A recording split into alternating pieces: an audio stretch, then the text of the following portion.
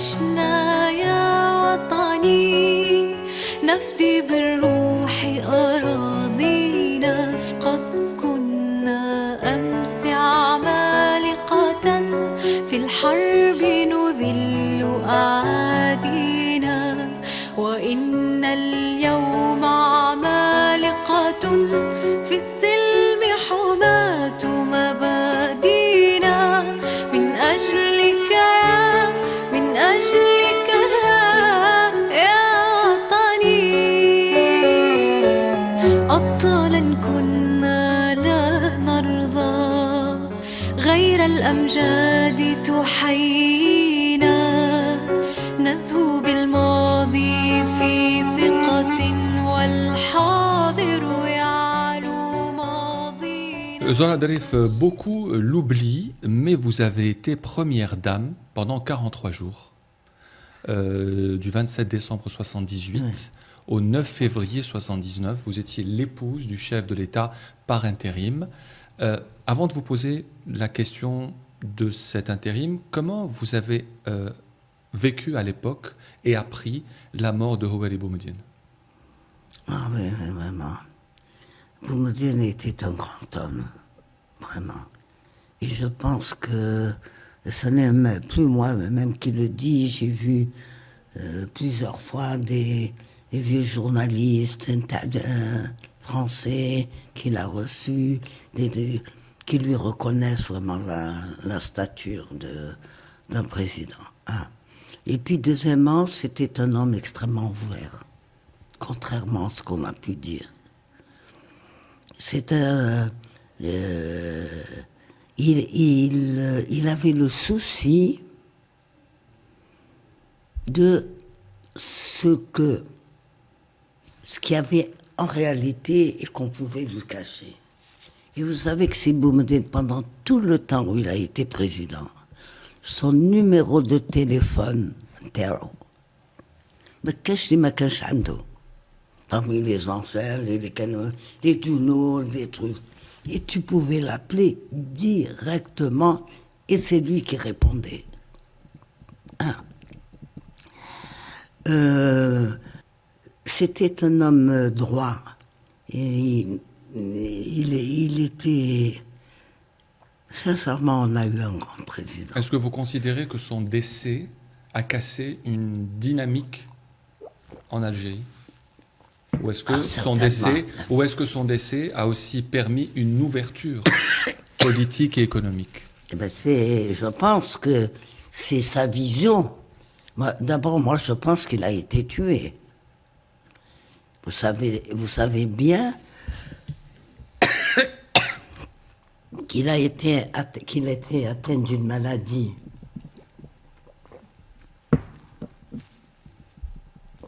que maintenant je ne sais pas où ils en sont, qu'on connaît, mais qu'on ne sait pas soigner. C'est le sang. La maladie de Waldenstrom qui avait été diagnostiquée par un médecin autrichien. Oui. Comment on l'attrape? Je garde en souvenir une réunion qui avait eu lieu, en tout cas au Moyen-Orient. Je pense que c'était à Damas, la Mecque de Boudissam. Et c'était tellement... jamais j'ai oublié. Si Boumediene donnait une conférence, c'était donc à la fin, n'oubliez pas que quand il a, avec le truc de ramasser tout son programme qu'il avait fait, qui avait fait sensation aux États-Unis, et je vais vous dire une chose que je n'ai jamais dit en public. Et il était en train de faire sa conférence de presse. C'était le soir, il y avait des lumières. Chauffe, face à lui, il parlait. Et brusquement, il y a eu une lumière crue, tu sais, avec le flash blanc qui sortait de chez Hagda. Il a fait ça. Moi, je suis certaine, enfin, il y a un qui lui a été inculqué de cette manière. Parce qu'il a eu c'est un type qui ne buvait pas, qui était très frugal.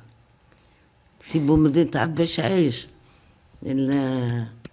الكسرة كيما نديروها كسرة واللبن. Et qui, selon vous, aurait eu intérêt à tuer Boumediene? Bah, écoutez, il ne faut pas oublier que quand il avait fait, rappelez-vous, il a été à l'ONU Oui, en 74. et il a fait Son programme pour un nouvel ordre économique. voilà. Et comment vous avez vécu? Alors, je vous dis une chose, que bon, je peux le dire maintenant, tous ces gens sont morts. Je ne citerai peut-être pas. Bon, je peux le dire. Enfin, je ne sais pas. Une personne, un officiel algérien, à l'époque, a été touché par un ambassadeur d'un pays très important et qui lui a dit, voilà, il a demandé à le voir. Et il lui a dit, voilà, nous avons des informations sûres et qui ont été coupées et recoupées. Une décision de tuer ces Boumediene a été prise par certains pays. Nous vous informons, sous le sceau du secret, personne à l'époque ne le savait. Maintenant, à vous de prendre des trucs, et puis vous avez aussi des lobbies là-bas, etc.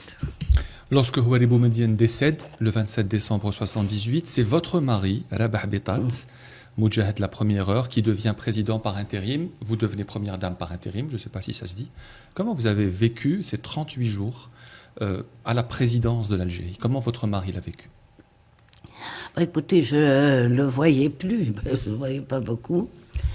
Et pour lui, je vais aussi dire des choses que qu'on n'a jamais dit. Il était président de l'Assemblée. Et constitutionnellement, son rôle était de faire élire dans les 45 jours un nouveau président. Vous savez qu'il y avait le Conseil de la Révolution, etc., qui était pratiquement un truc et qui avait plusieurs candidats. Et c'était très... bon, quand vous les candidats, les gens se battaient, etc. Les choses n'avançaient pas. Et Sir Bahra Ahmo les avait réunis, il leur avait dit, écoutez, moi, le 45e jour, je veux installer le nouveau président. Ça, yani, tout le monde était candidat. Un jour, جاه الله يرحمه اللي كان في الحزب à l'époque, il était de l'Est. Yahyaoui. Yahyaoui, الله يرحمه. جا للدار. Moi, cette époque, j'ai décidé ni de sortir, j'ai coupé le téléphone, etc. Parce qu'il y avait des journalistes qui appelaient de partout. Et je ne voulais pas du tout, d'autant que c'est bien, on faisait la part,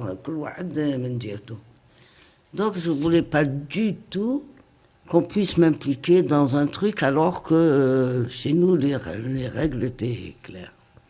جا يحيى الله يرحمه وجا قال له شوف هسي رابح. Il était chef du FLN, chef du parti. قال له شوف جماعة قاعدين ماشي. On a décidé, fait partie, et d'ailleurs on va organiser même les responsables. On a décidé quoi? Qu'est-ce qu'ils ont décidé? Que c'est toi qui dois, le seul à même de nous faire passer cette étape, et tu as tous les attributs Voilà, c'est comme ça. Donc le FLN voulait proposer Rabah Bitat pour la présidence. Il a décidé. Je dis jamais de la vie. Gallo, la pour il faut qu'on nous de bricolage et qu'on impose. On a fait une constitution, on l'a votée et on l'applique. Et je l'applique pour moi le premier. La constitution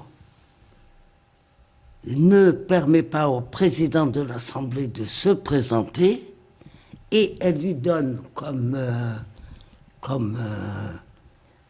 rôle, comme devoir, de passer cette période difficile et qu'au 45e jour, la vie reprenne son cours. Jamais. Qui m'aide à Djeblounes qu'elle réchauffe. Merci de la confiance que vous me faites tous, mais je pense que pour une fois, comme ça, on arrête les bricolages et force revient à la loi. Et finalement, Mais ils ont c'est choisi pas présenté. Chadli Benjdid. Est-ce que